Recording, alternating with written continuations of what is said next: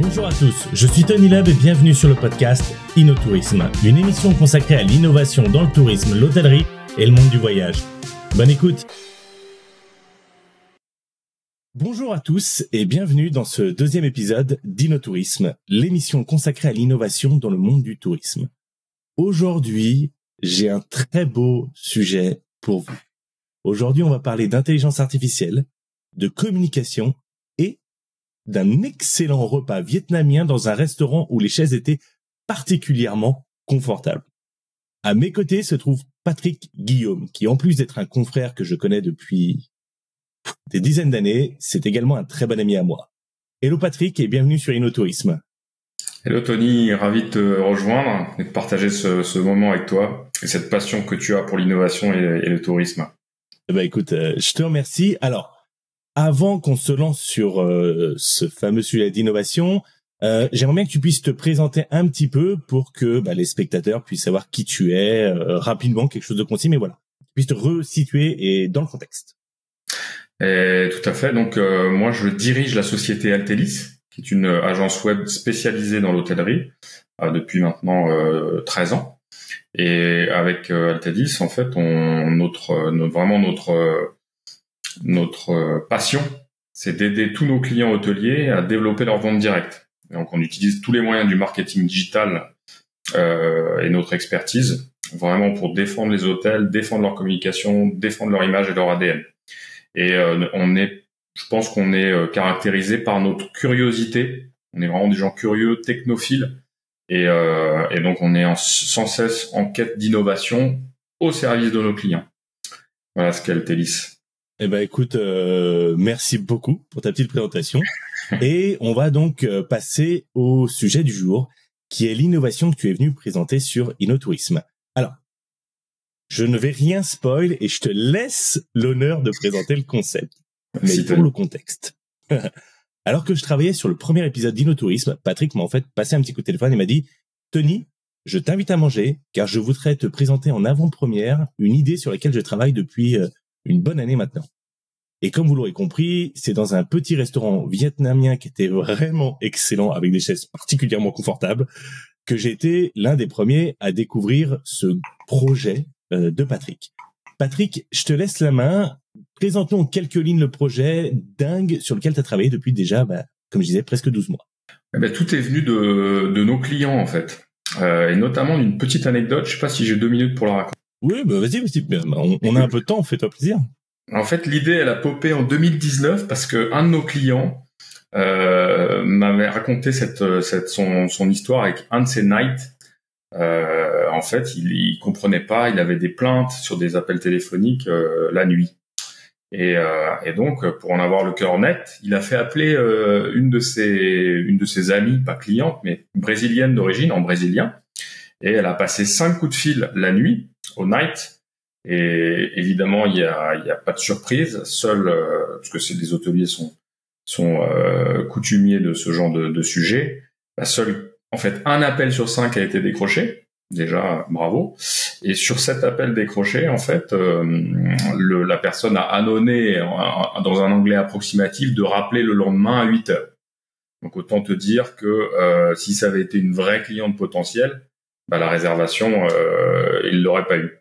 Donc, cette idée a popé. Et puis, après, nous, tu sais qu'on est au contact de tous ces hôteliers. Donc, j'ai pas cité le nombre, mais on a quand même 264 hôtels qui travaillent régulièrement avec nous, tous les mois.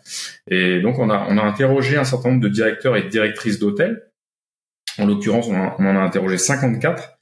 Et dans 84% des cas, la première préoccupation des directeurs et directrices d'hôtels, ce sont les ressources humaines. C'est leur premier problème. Un réceptionniste qui est pas à la hauteur, une femme de chambre qui peut pas venir ce matin parce que la petite est malade. Voilà, ils sont en but à ce type de problème en permanence. Donc, quand tu mixes tout ça, en fait, et que tu vois l'intelligence artificielle arriver là en 2022, 2022, il y a une révolution autour de l'intelligence artificielle, et notamment, on en reparlera, mais ChatGPT. Moi, je me dis, à ce moment-là, en fait, nous, on est là pour servir nos clients, on est là pour leur apporter un service, effectivement, améliorer le service client. Et donc, si on est capable de poser un chatbot qui répond à la plupart des questions sur l'hôtel autour de l'hôtel, dans toutes les langues, 24 heures sur 24, bah on a amélioré un peu la vie de nos directeurs et nos directrices d'hôtel qui sont nos clients et qu'on chérit au quotidien. Donc c'est toute l'idée est née de là. D'accord. Alors, bon, l'histoire, elle est amusante et effectivement, je te rejoins complètement sur le fait que les ressources humaines, c'est le problème numéro 1 dans l'hôtellerie. Maintenant, et tu m'excuseras, un chatbot, ça n'a rien d'innovant. Des chatbots, ça fait un bon bout de temps qu'on en voit sur le marché hôtelier. Donc, en quoi ce que tu fais est si différent des autres? Écoute, tu sais, nous, on avait une première version de Livy. C'était 2018, on y a cru à fond, on était à fond là-dessus. Livy, c'est le nom de ton chatbot? C'est le nom de mon chatbot, ouais, c'est ça. Livy, c'est le nom du chatbot pour les autres. Donc en 2018, on était précurseur en fait. On était avec 2-3 autres sociétés à avoir identifié cette solution, puis on était tout excités avec ça. Hein. Donc on a développé, à l'époque il y avait d'autres modèles, je vais pas rentrer dans la technique, mais c'était déjà très technique. Puis on a mis ça en place, ça répondait à pas mal de questions, ça faisait du job, mais c'était souvent très déceptif. Donc et en plus ça nous a pesé parce que cette expérience avec cette ancienne technologie faisait que les gens ne voulaient plus cliquer sur ce type ne voulaient plus avoir ce type d'interaction sur les sites. Donc c'était très bloquant. Sauf que là, la vraie innovation, c'est l'arrivée de l'intelligence artificielle où en fait ça va humaniser la conversation, ça va la fluidifier, on répond quasiment à toutes les questions, ça va très vite dans toutes les langues. Et là, c'est game changer. C'est plus du tout la même expérience, c'est plus du tout la même chose. Là, on va rajouter, le mot est un peu excessif, j'imagine que les hôteliers pourront effectivement mettre un peu en doute ce que je vais dire, mais on rajoute en tout cas une brique de service à l'hôtel. On a un concierge virtuel qui va donner toutes les informations, encore une fois, sur l'hôtel, aux alentours de l'hôtel, les meilleurs restaurants, les tips, augmenter l'expérience pendant le séjour, en fait magnifier tout ce qui fait l'ADN de l'hôtel, tout ce qui fait sa singularité, et nous on est au service de ça. Et en plus, les réceptionnistes pourraient se poser la question de savoir si c'est pas un peu concurrentiel pour eux, mais en fait ça permet de replacer le réceptionniste au bon endroit, c'est-à-dire face au client, dans l'humain. Quand on est sur un site internet, bah en fait on veut de l'information, on veut pas forcément avoir une interaction humaine tout de suite. Alors, et si on est obligé d'appeler l'hôtel pour avoir des détails sur est-ce qu'il y a la clim, est-ce qu'il y a ceci, cela, ben en fait, du coup, le réceptionniste, il est pas en face des clients pendant qu'il répond au téléphone. Il est pas dans la relation client. Donc c'est une aide, c'est un plus, et puis on a grand espoir que ça transforme un peu plus de réservation directe sur le site de l'hôtel. D'accord. Et tu me donnais quelques chiffres quand on était en train de préparer ça sur justement parce que forcément, tu me connais, je t'ai challenge un peu en disant mais pourquoi tu développes pas toi ta propre IA? Tu m'as donné des chiffres qui m'ont fait pleurer. Oui. Et tu les as quelque part pour les redonner parce qu'ils sont quand même. Tu dis ah oui quand même. Ouais, alors tu sais, toutes les grosses entreprises, notamment américaines, se sont précipitées sur ce phénomène, cette révolution qu'est l'intelligence artificielle. Parce que là, on parle du chatbot, mais c'est beaucoup plus global que ça. Et en fait, tu as l'entreprise qui est la plus connue, c'est OpenAI, et son produit, c'est ChatGPT. C'est ça, c'est ceux qui font ChatGPT, OpenAI. C'est ceux qui font ChatGPT aujourd'hui. Déjà, c'est une entreprise qui a aux alentours de 600 collaborateurs courant 2023, mais ça va tellement vite que ça se trouve, ils sont déjà à 1000. Et puis, chacun de ces le salaire moyen, juste pour le fun, il est de $950 000 par personne. Donc tu vois déjà le type de profil qu'ils ont en termes de background. Et puis aussi, dès que cette innovation est sortie, en fait, Microsoft a vu l'impact que ça pouvait avoir et a vu la chance de pouvoir revenir dans le game. Parce que tu sais que Microsoft, ça fait des années qu'ils sont un peu vus comme les losers. Enfin, tu vois, Google, Facebook, etc. Donc là, ils ont vu ça, ils ont foncé, ils ont mis 11 milliards depuis le début. 11 milliards de fonds propres, de capital, pour structurer OpenAI et les aider à se développer. Et ah oui, quand même. Donc, à moins d'avoir 11 milliards là, je suis pas prêt de les concurrencer, quoi. Voilà. Et nous, en plus, d'accord, on a conçu, c'est aussi pour ça que ça nous a demandé beaucoup de temps. Alors, pourquoi ça nous a demandé 1 an? Tu peux te poser la question. Et les auditeurs aussi. Pourquoi ça nous a demandé 1 an? Parce qu'en fait, c'est très complexe. Et ce qu'on a voulu, nous, c'est que notre modèle, il soit complètement indépendant de ChatGPT. Imaginons que ChatGPT, pour X raisons, ne veuille plus nous servir.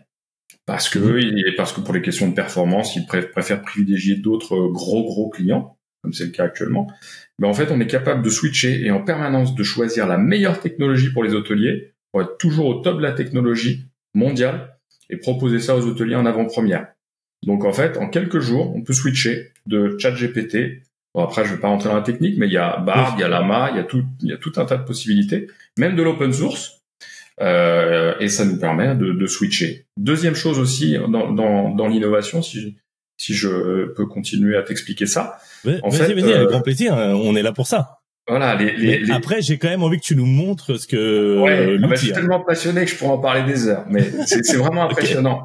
Okay. Et en fait, l'autre sujet qu'on a eu, c'est il faut le brider. Tu sais, les hôteliers ont peut-être entendu parler de ça, mais en fait, on parle d'hallucination. C'est-à-dire que lorsque tu poses des questions et que tu interagis avec ChatGPT, parfois il dit n'importe quoi. Il est complètement à côté de la plaque. Donc nous, un de nos gros sujets, ça a été de le restreindre, vraiment le cadrer, et ça a été beaucoup de travail pour que quand tu lui poses une question absurde ou une question hors sujet, eh bien, ils comprennent que c'est absurde ou que c'est hors sujet et qu'ils te répondent correctement. Ça paraît simple, c'est très complexe. Donc il y a ce deuxième sujet qui nous a pris du temps. Et puis le troisième sujet, c'est que toutes les informations qu'on récolte sur l'hôtel n'a rien à faire en fait, parce que nous on va venir collecter toutes les informations qui sont sur le net, sur l'hôtel, et ces informations-là on les a mis dans nos propres bases de données, elles nous appartiennent, elles ne sont pas partagées avec OpenAI. Donc les hôteliers peuvent à tout moment rajouter les informations qu'on va venir mettre dans leur propre base de données, et ça fait un système qui non seulement ne dépend pas d'OpenAI, mais surtout en termes de propriété intellectuelle, on partage pas la donnée. Donc tout ça explique que on a beaucoup travaillé, on a eu des avancées et des reculs, mais là on est très fiers parce que ça fonctionne vraiment bien. Ouais. Alors je te confirme, parce que moi j'ai beaucoup joué avec ChatGPT pour différents business que j'ai lancés, et effectivement arriver à avoir un résultat qui soit uniforme, c'est hyper compliqué. Bon, je pense que tu nous as bien teasé le produit. Est-ce que tu as un endroit où tu as déjà déployé Livy et sur lequel je vais pouvoir m'amuser un peu à lui poser des questions? Alors, je te promets que je vais essayer de faire des questions assez standards, mais je me suis noté 2-3 petites idées rigolotes. T'as un endroit où tu pourrais nous montrer ça? Écoute, oui, je vais partager l'écran. Super. Voilà. Donc, je partage. Donc, c'est un hôtel parisien qui est client de longue date, c'est un de nos gros partenaires. Et donc, sur le site de cet hôtel, c'est son site en direct, c'est l'hôtel Palim, hein, c'est une 50aine de chambres vraiment à proximité de la gare de Lyon, dirigé par Coralie Letellier, vraiment une très bonne cliente à nous. Mais je l'ai connu, ça fait longtemps. Ça me renvoie dans le passé. Et donc, voilà, on a déployé Livy, et donc, écoute, je suis à ton écoute pour essayer de piéger notre chatbot. De piéger Livy. Alors, bon, écoute, on va commencer. Avant qu'on raconte des bêtises, commençons par un truc un petit peu standard. Est-ce que tu peux lui demander, bon, je suis un client, je voudrais savoir à quelle heure est-ce que je peux check out de l'hôtel? On commence par un truc standard. Hop. Alors, je vais essayer de ne pas faire trop de fautes, mais on peut faire des fautes. Quelle est ouais. Alors, juste petite précision, parce que tu sais qu'il y a beaucoup de gens qui écoutent InnoTourisme et qui ne le regardent pas forcément. Oui. Si tu peux juste dire ce que tu marques et dire ce que le Livy répond. D'accord, donc là je viens de taper la question, quelle est l'heure de check-out? Okay. Donc il y a quand même au passage il y a un mélange de français et d'anglais déjà dans ma première question. L'ancienne génération des chatbots était incapable de répondre quand il y avait ce genre de mélange. Donc la réponse arrive assez rapidement et elle dit l'heure de check-out à l'hôtel Palim est à midi et merci de votre question et n'hésitez pas si vous avez d'autres interrogations. Ok. Bien, très bien. Puis avec la petite phrase de politesse à la fin. Ok, super. Alors, bon, on reste dans les trucs simples, mais avec un truc un peu plus tordu. Et puis alors ça, moi, c'est le truc qui m'arrive tout le temps, c'est que moi, j'arrive toujours très tard dans un hôtel parce que généralement j'ai des rendez-vous avant, et je me demande toujours est-ce que je vais pouvoir dîner à l'hôtel ou autour. Donc, est-ce que tu peux lui demander, voilà, sachant que je vais arriver tard, est-ce que je pourrais dîner à l'hôtel? D'accord. Alors, je vais arriver tard à l'hôtel, puis-je dîner en arrivant? Voilà. Ok. Hop. Donc on lance. Là, ça cherche un peu. Je dis ça pour les auditeurs. Donc, on a les 3 petits points. Et donc, il répond. Donc, l'hôtel Paline ne dispose pas de son propre restaurant pour le dîner. Cependant, il y a de nombreux restaurants à proximité où vous pourrez dîner, même en arrivant tard. Pour plus de détails, on renvoie sur le contact de l'hôtel avec le téléphone et l'adresse mail. Super. Ok, parfait. Donc, effectivement, je sais qu'il va pas y avoir de restaurant à l'hôtel et qu'ils auront pas de possibilité. Donc, il va falloir que je trouve à côté. Puis, il me propose de les contacter. Ok, très bien. Alors, je pense juste à un petit détail parce que bon, alors moi tu me connais, autant j'ai une vraie facilité à écrire, à faire des choses, autant écrire correctement c'est un vrai problème pour moi. Depuis que je suis tout petit, je fais des grosses fautes d'orthographe. J'essaye de m'éduquer, mais je sais que moi j'ai eu beaucoup de mal à utiliser certains chatbots parce que mes conjugaisons étaient pas parfaites, je tapais rapidement, je faisais des fautes de frappe et donc le chatbot devenait fou. Si là je lui pose une question vraiment en mode enfant de 5 ans, est-ce qu'il tu penses qu'il va arriver à comprendre? Essayons, faisons le test. Écoute. Ouais. Quel genre de questions tu voudrais lui poser avec plein de fautes d'orthographe? Si moi je fume plus, mais pour ma femme, est-ce qu'on peut fumer dans la chambre? Elle fume. Ah il faut que tu lui dises que ça fumer provoque le cancer. Je vais lui dire ça. Attends, je vais faire une faute. Je peux sans X fumer avec E accent aigu et dans la je vais mettre dans le chambre avec un N. Donc là, alors là, j'ai fait ce qu'on fait je de pire. Je peux fumer dans le chambre. Tu me l'as fait à l'anglaise. Ok, cool. Vas-y, envoie. Qu'est-ce qu'il va nous dire? Alors là, je suis un peu inquiet, mais on va voir. Je peux PEU quand même. C'est pas mal là. Fumer dans le chambre. Là, est-ce qu'il va comprendre l'accent anglais? L'hôtel Palim est un établissement non fumeur. Il est donc interdit de fumer dans les chambres. Merci de respecter cette règle. Pour le confort de... Oh oui, top, c'est top. Beau, ça, okay, donc là, c'est magnifique. Même là, avec une question complètement tordue, mal écrit, il a pu faire le truc. Ok, bon, je vais poser des questions standards, je vais faire des trucs un petit peu avec l'orthographe. Attends, non, tu sais quoi, juste avant de lui poser des questions un peu bêtes et rigolotes, dans quelle langue je peux lui parler? Français, anglais, j'imagine, mais si je suis suédois ou danois, est-ce que je peux lui parler ou pas? Tu peux lui parler dans plus de 100 langues. Donc l'idée, ça pourrait être, par exemple, de lui poser une question. Bon, je vais passer. Je suis pas très fort en allemand. Tu parles pas allemand? Non. Alors là, je suis surpris. Attends, je parle anglais, espagnol et français. Espagnol, vas-y, teste en espagnol. Ouais, mais tu sais, en fait, je vais juste retrouver un truc que je vais copier-coller parce que je l'ai préparé pour un client qui voulait absolument faire de l'allemand. Donc je l'ai retrouvé. Alors me demandez pas là de pratiquer l'allemand. Attends, pour les auditeurs, je vais essayer de le lire. On lui a dit Gibt's einen Parkplatz im Hotel. Aucune discussion. Il y a Parkplatz, c'est pas du parking, ça? C'est ça. Est-ce qu'il y a un parking à l'hôtel? Et là, il nous répond.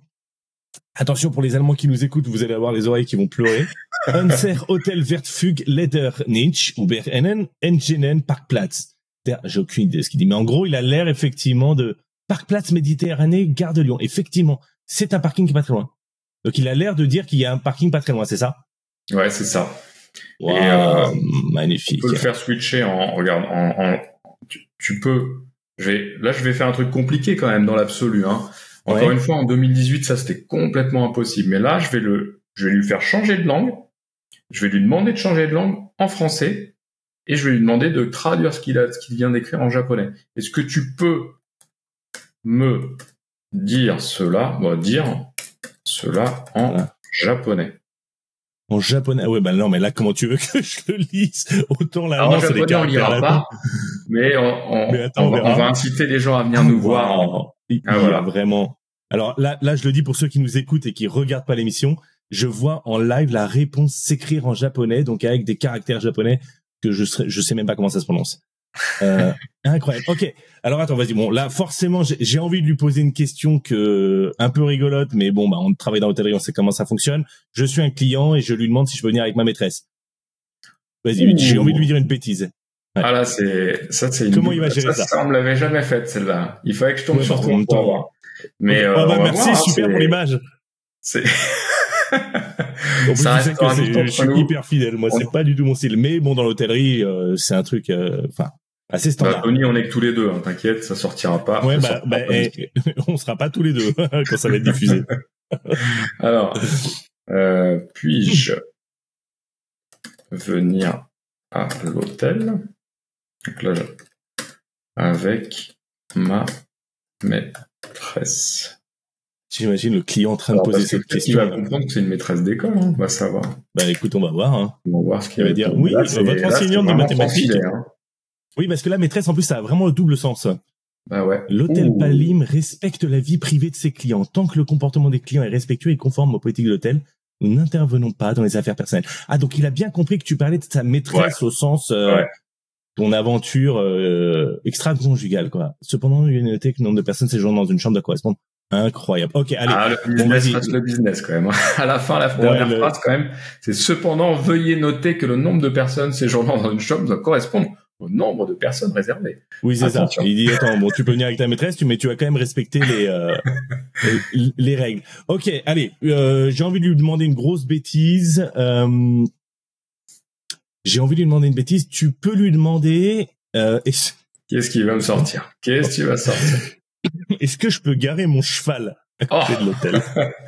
Bon, bah écoute. Je dis n'importe quoi, c'est juste pour qu'on s'amuse, on en profite, tu vois. On regarde un peu. Puis, arrête.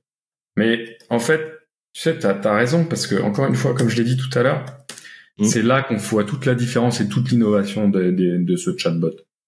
Mais c'est ça, oui, c'est pas sur des trucs absurdes. Ouais, alors, parce que là, puis je garer mon cheval, personne va répondre à ça. Enfin, bah, personne ne devrait poser la question, mais alors, tu sais. Tu sais, j'avais un très bon ami à moi qui m'avait dit à partir du moment où tu mets un logiciel dans les mains des utilisateurs, tout peut arriver. Exactement, tout peut arriver. Qu'est-ce qu'il répond? L'hôtel Palim n'a pas de facilité pour garer un cheval. C'est un hôtel urbain situé à Paris. Il n'est pas équipé pour accueillir des animaux de grande taille comme les chevaux. Oh, magnifique. Magnifique. Ok, donc il a vraiment réussi en plus à s'en sortir avec une petite pirouette commerciale pas trop mal en disant que c'est quand même un hôtel urbain à Paris, etc. Ouais. Ok. Magnifique. Et alors, je suis désolé, on s'est amusé avec, je pense qu'on pourrait s'amuser encore pendant des heures pour lui raconter quelques bêtises. Tu m'as juste parlé la semaine dernière d'un projet que tu avais avec une intégration de Google Maps. Ouais. Et tu m'as dit que c'était encore en projet. Est-ce que c'est trop tôt pour en parler ou est-ce qu'on peut déjà teaser un petit peu les choses?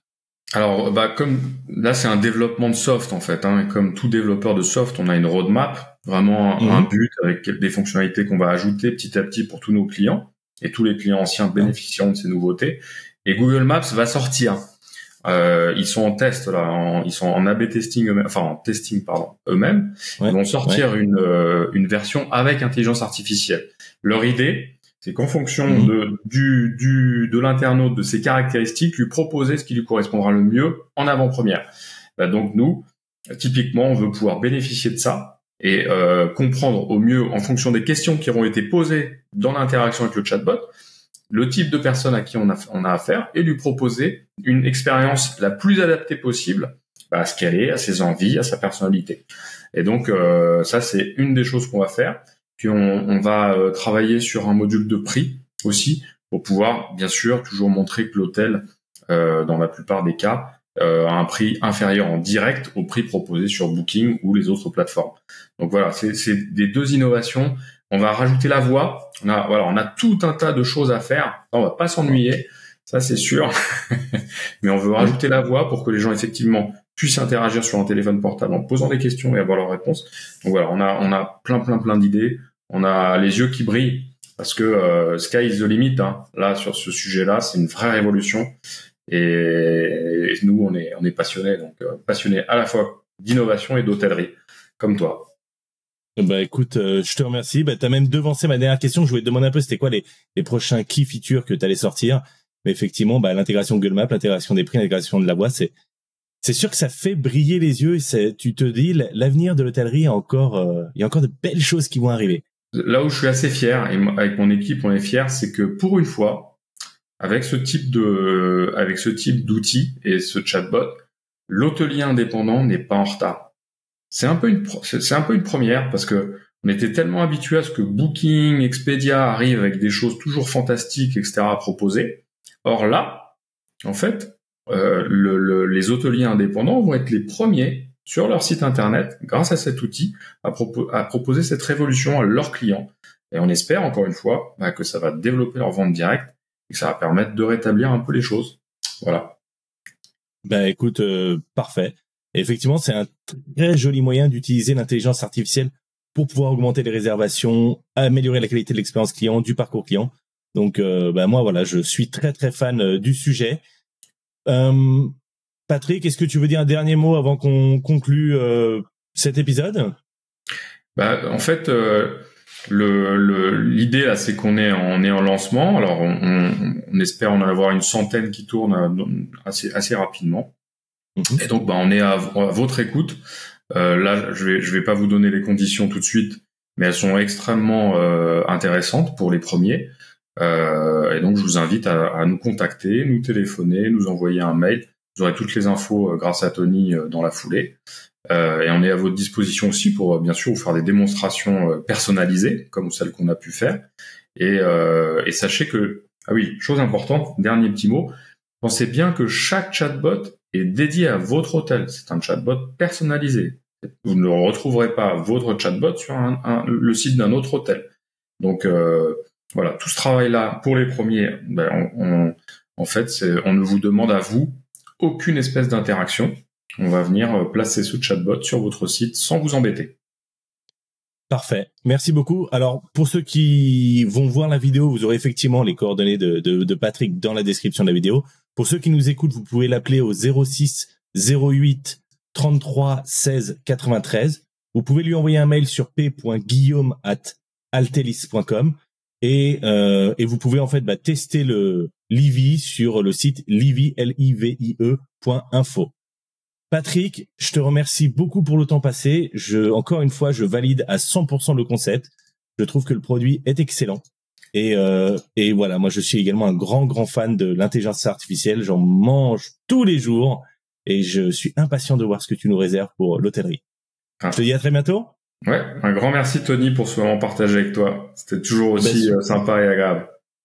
Top. Plaisir partagé. Ciao Patrick. Salut. Merci d'avoir écouté cet épisode d'InnoTourisme. Si vous souhaitez participer à cette émission, contactez-moi sur mon site tonylab.com. À très bientôt.